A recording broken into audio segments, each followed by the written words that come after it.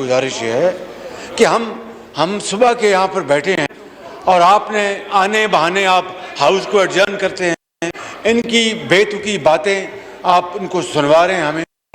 ये जिन्होंने 4.25 साल मुल्क की मईशत का बेड़ा गर्क कर दिया, मुझे बताएं कि ये वही इमरान नियाज़ी साहब हैं जिन्होंने कहा था कि स्पीकर साहब देखिए ये बात गलत है, हम इनकी बात में नहीं बोलते।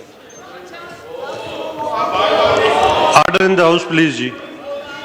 इमरान नियाज़ी ने कहा था कि हमारी यूरोपियन यूनियन जो पाकिस्तान की जो टोटल एक्सपोर्ट्स है टेक्सटाइल की 50% जाता है वहाँ पर यूरोपियन यूनियन, लिहाजा नुकसान एक यूरोपीय मुल्क का नहीं होगा, पाकिस्तान का होगा। लेकिन जब अपनी ज़ात की बात आई तो यूरोपियन यूनियन को वो सुनाई, वो मतून किया, अपनी ज़ात की खातिर पाकिस्तान के जो मफादात हैं उसको कुर्बान किया। ये तमाम बातों का जवाब हम देंगे इंशाअल्लाह।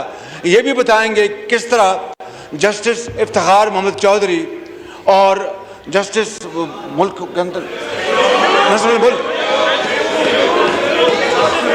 इफ्तिखार मोहम्मद चौधरी और जस्टिस नासरुल मुल्क, इन्होंने कहा इमरान नियाज़ी ने कोट एंड कोट कि जो वो फैसला करेंगे मैं उसको मनवन कबूल करूँगा। जब फैसला उनकी मर्जी के मुताबिक ना आया तो जो अल्फाज इमरान नियाज़ी ने कहे वो रिकॉर्ड का हिस्सा हैं।